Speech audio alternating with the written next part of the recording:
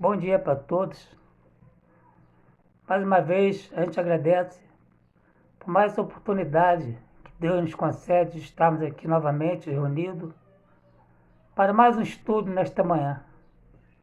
Possamos, Senhor, como sempre, ser assistidos pela espiritualidade maior, pelos benfeitores, aqueles que têm nos acompanhado nesse trabalho bendito na vossa seara, para trazer os seus ensinamentos de amor, seu ensinamento de paz, de consolo, de esperança, a todas as criaturas que sofrem, sejam encarnados ou desencarnados. Que possamos, Senhor, mais uma vez, buscar dentro da pureza doutrinária do Espiritismo, trazer as verdades do Cristo. Então a gente vai agradecer, antes da gente entrar no estudo em si, agradecer com uma prece, Senhor, que a gente possa, nesta manhã, fazer tudo aquilo que for da sua vontade. Mais uma vez, Senhor, aqui estamos, agradecendo por essa grande oportunidade do estudo. Que assim seja, graças a Deus. Hoje o estudo que nos foi colocado para que a gente possa desenvolver de uma forma bem simples, objetiva, como é o Espiritismo, como é o ensinamento de Jesus, é do capítulo 17 do Evangelho segundo o Espiritismo, do capítulo 17, Sede Perfeitos, que vai falar do item 5 e 6, que é a parábola do semeador, e depois instruções dos espíritos. No seu item 7, que vai falar sobre o dever, e no item 8, que vai falar sobre a virtude. Como sempre, muito interessante os estudos do Evangelho. Toda vez que a gente busca se orientar e busca essa caminhada evolutiva através do ensinamento do Cristo, é a única forma da gente conseguir o nosso objetivo, que é a nossa perfeição moral. Hoje, em particular, a gente foi buscar a semeadura, né? Que vai falar sobre a semeadura, que é a parábola do semeador. E a gente foi buscar através do Evangelho, através de pesquisa do livro, depois a gente vai passar a referência, né? Onde a gente tirou esses estudos, que justamente vai falar do homem, de nós, né?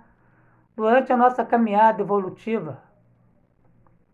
Vai nos colocar em que posição de fato a gente está com relação à nossa vida hoje atual. O que a gente tem feito dos conhecimentos adquiridos desta doutrina bendita, que além de nos consolar, ela nos instrui. Ela nos mostra o verdadeiro caminho do amor, o caminho do bem. Então, essa parábola da semeadura, a gente vai procurar buscar, a gente vai procurar colocar, fazer a colocação dentro do que está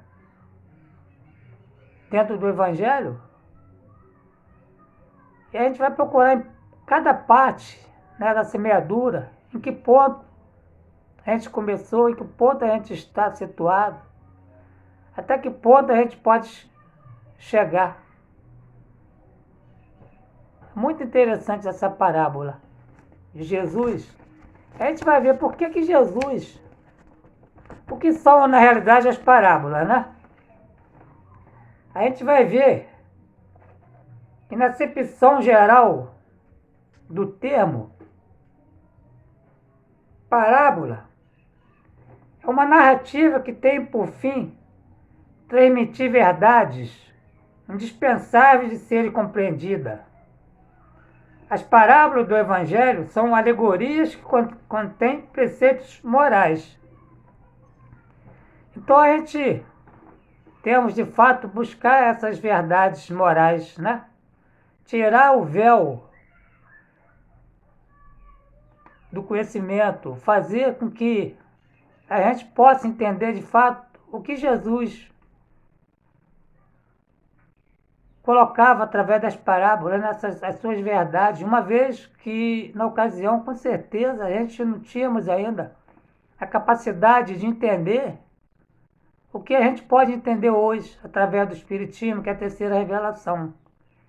Então essas parábolas nada mais é do que as histórias que Jesus contava, né? São as narrativas de Jesus, para um povo simples como nós, sem conhecimento, e procurava, através das imagens, né, colocar para nós de uma forma bem simples, para que a gente pudéssemos entender a oportunidade. Por que Jesus falava por parábolas? Jesus falava por parábola para exprimir verdades complexas de uma forma simples. Ele usava parábolas para responder as perguntas e tirar dúvidas. Usa parábolas em um método de ensino muito comum no tempo de Jesus, como a gente falou. Então Jesus procurava tirar a imagem do dia a dia, né? Dos campos, das florestas, dos animais. Ele colocava de uma forma bem simples para que a gente pudesse de fato entender o que ele estava falando. Mesmo porque Jesus sabia que de antemão, que mais tarde a gente estaria em condições melhores para entender. Por isso que ele falou que enviaria o Espírito Consolador, que ia falar tudo aquilo que ele falou, né, de formas alegóricas, e a gente hoje, com entendimento melhor, a gente já tínhamos a capacidade intelectual, até moral, de poder entender os seus ensinamentos. Em suas palavras, Jesus usava figuras que seus ouvintes entendiam. Essas histórias mais simples explicavam a realidade difícil de entender, como a salvação e o reino de Deus. Assim, até a pessoa mais simples poderia entender o Evangelho, né? Então, essas palavras, as parábolas, eram de fato de uma forma bem simples, né? Para explicar coisas complexas, difíceis, que não estavam ainda no nosso entendimento. Então, essa parábola do semeador, à luz do Espiritismo, né? Qual é a moral da parábola do semeador? A parábola do semeador nos adverte a respeito das circunstâncias e atitudes que podem impedir qualquer pessoa que tenha recebido a semente da mensagem do Evangelho de produzir uma boa colheita. Então fica para nossa reflexão, né? Nós como espírita, né? Vamos colocar nós como espírita. O que temos feito com os conhecimentos adquiridos através da doutrina espírita? Em que posição podemos nos colocar? Em que situação hoje a gente pode se colocar com relação ao ensinamento de Jesus? Em que posição nos colocamos na família, na sociedade, no nosso trabalho, com relação à nossa postura, à nossa educação moral, à nossa fala? De que maneira nós estamos atendendo aquelas criaturas que nos procuram? Somente dentro da nossa família. Então essa é para nossa reflexão. Cada um de nós vamos olhar para dentro de nós e buscar essa resposta. Então essa parábola, ela tem umas etapas que a gente vai procurar colocar dentro do que está aqui a proposta, né? Dentro dos ensinamentos. Então ela vai falar justamente isso, a questão, né? Em que posição a gente vai estar. Para a nossa melhor compreensão, vamos analisar cada ponto dessa parábola. É o que o Evangelho coloca para nós. cada ponto da parábola, né? Cada palavra de Jesus. Quem são os semeadores? Os semeadores são todos aqueles que semeiam a palavra. Então todos nós estamos no direito de ser um semeador, de ser um bom semeador na seara de Jesus. Não podemos mais nos dizer ignorantes da palavra, do conhecimento. Nós já estamos vindo há longo tempo, né, da nossa jornada aqui na Terra. Hoje, apesar da situação ainda difícil, de dificuldade pelos quais nós ainda passamos, em decorrência da nossa incapacidade ainda com relação ao amor, com relação ao respeito, à caridade, a gente ainda comete ainda atos, podemos dizer, fora da realidade, aqueles que se oferecem a ser o verdadeiro cristão, né, o verdadeiro homem de bem. Então, semeador somos todos nós, cada um dentro da sua possibilidade, dentro do seu conhecimento. Não precisamos ser inteligente, ser dono da moral. O pouco que a gente já conhece, que a gente possa colocar para aqueles que conhecem menos, já é um trabalho dentro da série de Jesus. Então ele vai colocar, primeiro aqui é a semente. A semente é a palavra do reino, sendo Jesus o semeador. Tal palavra é absoluta, imutável, contendo nela toda a lei do amor que abrange a religião, a ciência, a filosofia e a moral. É sempre mais a mesma para todos, e tem sido apregoada em toda parte, desde que o homem passou a ter condições de recebê-la. Então as palavras, as mensagens, ela tem vindo desde dos primórdios, né? Desde, vamos colocar assim, a primeira revelação, uma vez que a gente já estava numa situação mais avançada, de espírito primitivo para um espírito mais de uma superioridade, né? Seja intelectual e moral, e Jesus trouxe, né? Enviou Moisés como sendo a primeira revelação, né? Que veio trazer os mandamentos de Deus, são as leis de Deus, que são imutáveis, né? É claro que ele teve que se adaptar a algumas leis do homem, porque a gente, na realidade, éramos espíritos endurecidos, né? Espíritos semi-selvagens, como coloca o Evangelho. Então foi preciso que Moisés introduzisse a sua moral de um homem rígido, né? Colocou Deus como sendo um ser vingativo, como na realidade a gente sabe hoje que Deus é um Deus de amor, né? Então, na época, na oportunidade, foi preciso que Moisés agisse daquela forma. Então, hoje, a gente já podemos nos dizer que somos um espírito mais responsável, né? Que já conhecemos, já temos conhecimento de Jesus. Então, a semente é o que ele fala aqui, que é a palavra do reino, sendo Jesus o semeador, né? São os ensinamentos de Jesus. O outro aqui é o solo. O solo representa a capacidade individual de cada um de compreender a palavra de Deus, o seu estado moral e intelectual. Infelizmente, há aqueles que a semente não desabrocha, não produz frutos, são os orgulhosos, egoístas, é aqueles que estão apegados aos bens terrenos, à matéria, a tudo que é efêmero, passageiro, temporário, transitório. Então, o solo representa a capacidade individual de cada um, de compreensão, de entendimento. Então, nós podemos nos colocar em cada situação aqui, né? Tirando a semente que é Jesus.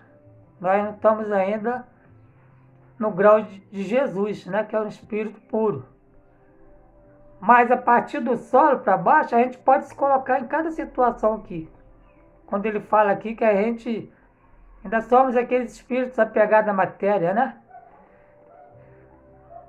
Os bens terrenos que ele coloca aqui que são transitórios, é temporário, é passageiro. A gente ainda está vivenciando a matéria. Não estamos de posse ainda de ser aquele verdadeiro semeador como Jesus. Outro ele coloca aqui a beira do caminho. A beira do caminho é o chão batido, impenetrável, onde a semente não pode germinar. São as sementes áridas, endurecidas, que ainda não estão preparadas para as coisas espirituais. Verdadeiramente ainda somos um pouco desse chão batido, né? Muitas das vezes a gente não se deixa penetrar as verdades do Cristo, né? Algumas verdades, né, que a gente ainda, por sermos espírito ainda orgulhoso, a gente ainda não se coloca ainda na qualidade de ser esse chão, né, chão batido, né? Que ele coloca aqui, que é a beira do caminho. A gente ainda não se colocou no propósito de abrir o nosso coração para as verdades de Jesus, sermos mais caridosos, sermos mais pacientes, mais tolerantes. Então a gente ainda falta muita coisa para a gente ao longo da nossa caminhada, da nossa jornada aqui na Terra. Como é interessante essa parábola, que ela nos coloca na posição que realmente nós estamos vivenciando, né? Outra coisa que ele coloca aqui com relação aos pássaros, isso tudo está na parábola do semeador. Se a gente for observar, tudo isso que está sendo colocado aqui, ela está dentro da parábola, né? Do semeador.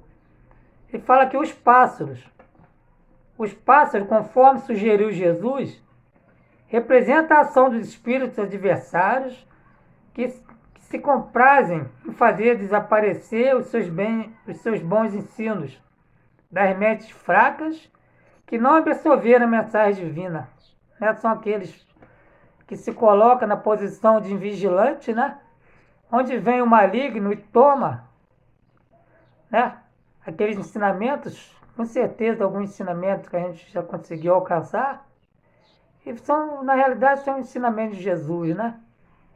A gente se coloca na posição de vigilante, que ele coloca aqui, os pássaros, conforme sugeriu Jesus. São todos aqueles espíritos maus, não maus espíritos, são os espíritos equivocados ainda no erro, que ainda não conseguiram, né, evoluiu bastante, e eles procuram, através das mentes fracas, que ele colocou aqui, que somos nós, muitas das vezes, vigilantes, e nos deixamos levar pelos maus pensamentos. Então a gente tem que se colocar na vigilância, né, total, né? Então 24 horas, não só durante a nossa vigília, durante quando a gente está em vigília, quando também a gente está em sono, na condição do sono, do repouso reparador do corpo. O espírito ele não dorme, sabemos disso. Então a gente temos que tomar cuidado através da oração, do bom pensamento, pedir a Deus sempre que a gente possa estar em situação diferente, lugares onde a gente possa estar aprendendo o Evangelho de Jesus, dentro de um trabalho, dentro de um tempo religioso, dentro da casa espírita. A gente sempre pede a Deus, a Jesus, no instante do sono, para que a gente possa se libertar, né, do dia a dia, das coisas materiais, das coisas que nos afligem. Então a gente tem que procurar, durante o repouso do corpo, né, através do sono, a gente buscar esses lugares. Com certeza vai ajudar muito a nossa evolução aqui na Terra. Outra coisa que ele coloca aqui é sobre o solo pedregoso. Solo pedregoso. Representa aqueles que já têm alguma condição espiritual de assimilar a palavra de Deus. No entanto, embora receba a palavra com entusiasmo, sucumbe à primeira adversidade. Né? A gente tem visto muito, né? Quantos são aqueles que se iniciam, né, dentro de uma escola, dentro de um trabalho, dentro de um centro espírita, ou dentro de uma igreja, né? São aqueles que, a princípio, vêm com aquele entusiasmo de aceitar, de se colocar na posição de trabalhador. Aí a primeira oposição, o primeiro obstáculo, a pessoa desanima. Né? A gente pode ver, a gente já fez muito disso, né? A gente já teve nessa postura de se entusiasmar, mas na realidade a gente não está enquadrados dentro do trabalho de Jesus. Esse é o propósito de Jesus para cada um de nós. Não se entusiasmar, mas pegar na charrua, pegar na enxada e sair no campo para o trabalho. Isso que a gente está precisando. Outra coisa que ele coloca aqui por último, que são os espinheiros. Simboliza as seduções do mundo. Trata-se, pois, de um solo potencialmente fértil, mas que em vez de germinar a palavra de Deus, dá lugar aos espinhos da matéria, que cresce e sufoca a sementeira espiritual. Então a gente sabe que o mundo está cheio disso, né? São as seduções, né? São a sensualidade, são as coisas materiais pelos quais a gente se deixa levar. Então, tudo isso é um empecilho, né?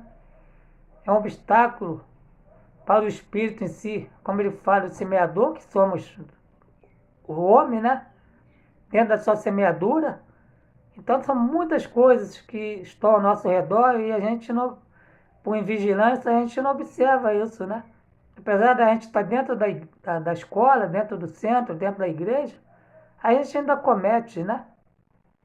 Alguns erros, alguns equívocos, são ainda inerentes ao espírito imperfeito como nós. Mas em momento algum a gente tem que desanimar. Temos que realmente buscar os estudos.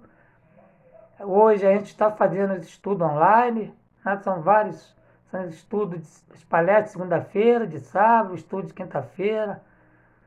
São tantas palestras, né, de oradores aí que a gente pode, né, buscar na internet, né, para que a gente possa, de fato, se preparar para o trabalho digno, trabalho honesto com Jesus, né? Finalmente, a terra boa é o solo fértil, aquele em cuja superfície brotam as sementes que virão a produzir frutos mais tarde.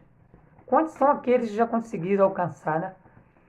Já conseguiram ser o solo fértil, né? A gente for buscar aqui pessoas que realmente, de fato, se colocaram à disposição de trabalho com Jesus, né? Não só espírita, como em todas as religiões. Até aqueles membros que não tinham religião, são espíritos que conseguiram alcançar esse trabalho, né? Já conseguiram dar o fruto verdadeiro, né? Cabe a nós, portanto, nos questionar: que tipo de solo tenho sido? Quantos frutos tenho produzido? Que tipo de exemplos tenho semeado? Né? São os questionamentos que a gente tem que fazer para nós. Sejamos irmãos como solo fértil, fazendo-nos receptivos ao sublime ensinamento do Mestre Jesus, que nos colocados em prática, inevitavelmente nos permitirão produzir os mais belos frutos, são os trabalhos na obra de Jesus. Então, essas referências bibliográficas, nós buscamos dentro da internet, né, vai falar sobre a parábola que Jesus contou e vale para sempre. É de Terezinha de Oliveira, e Parábolas dos Ensinos de Jesus, é de Caibá Schutel. Esses são livros que a gente deve buscar para a gente poder buscar as verdades do Cristo, né? E essa é muito importante, né? De grande valor, como tem sido o estudo no Evangelho, essa parábola do semeador. Muitas das vezes a gente lê, a gente não entende de fato o que Jesus quis colocar em cada palavra sua, né? Dentro da semeadura, né? E para a gente finalizar, a gente vai falar, não vai comentar, vai falar sobre o dever, né, que é o item 7, e o item 8, que vai falar sobre a virtude. Então, o dever é a obrigação moral diante de si mesmo e dos outros em seguida. O dever é a lei da vida. Ele se encontra nos mais ínfimos detalhes, assim como nos atos elevados. O dever começa precisamente do ponto em que ameaçais a felicidade ou tranquilidade do vosso próximo, e termina no limite que não gostaria de ver ultrapassado em relação a vós mesmo. Então, o direito do outro começa onde termina o seu. Então, é a questão do respeito, a gente respeitar, né? a opinião do outro, as verdades do outro. Cada um de nós estamos dentro de um patamar evolutivo, ninguém é igual, né? Cada um está buscando a sua verdade. Então a verdade realmente são as verdades do Cristo. Então essa proposta de você querer para você, você gostaria, você querer para você o que você gostaria, você querer para o outro, né? Que são uma lei de amor, né? Você querer para o outro o que você gostaria fazer para o outro o que você gostaria que o outro fizesse, né? E a virtude, que é o item 8. A virtude, em seu mais alto grau, comporta o conjunto de todas as qualidades essenciais que constitui o homem de bem: ser bom, caridoso, laborioso, moderado e modesto. São as qualidades do homem de bem, né? A virtude no seu mais alto alcance, né? Então, mais uma vez, esse ensinamento de Jesus veio nos dar a grande oportunidade da gente poder avaliar, né? Essa questão, como se colocou aqui, da semeadura, né? Em que posição a gente pode se colocar diante das verdades de Jesus. Então a gente agradece ao Senhor por mais essa oportunidade que nos concedeu de estarmos aqui reunidos em vosso nome para mais um estudo nesta manhã. E a gente vai aproveitar, Senhor, essa oportunidade da prece e rogar por todos nós aqui presentes, encarnados e encarnados, principalmente nossos irmãos que se encontram nos hospitais, nos asilos, pelas crianças abandonadas, pelos médicos, enfermeiros, pela cidade de Petrópolis, que recentemente agora aconteceu através das enchentes, da chuva. A gente tem visto no noticiário quantas vidas, né, se perderam na enchente. Com certeza são irmãos nossos que estão voltando, retornando para a pátria espiritual, cada um dentro da sua verdade, dentro daquilo que ele já pôde alcançar, dentro da semeadura. São espíritos comprometidos como nós. Pedimos pela sua família, toda a família que está em aflições, em sofrimento. Cada um receba de ti tudo aquilo que for da necessidade de cada um. Pedir para toda a família, nossa família espiritual, pela família consanguínea, pela família universal, todas as casas espíritas, movimentos espíritas, todas as escolas religiosas, seja protestante, seja católica, enfim, se onde houver lágrimas, sofrimento, que possa chegar a sua paz, o seu amor.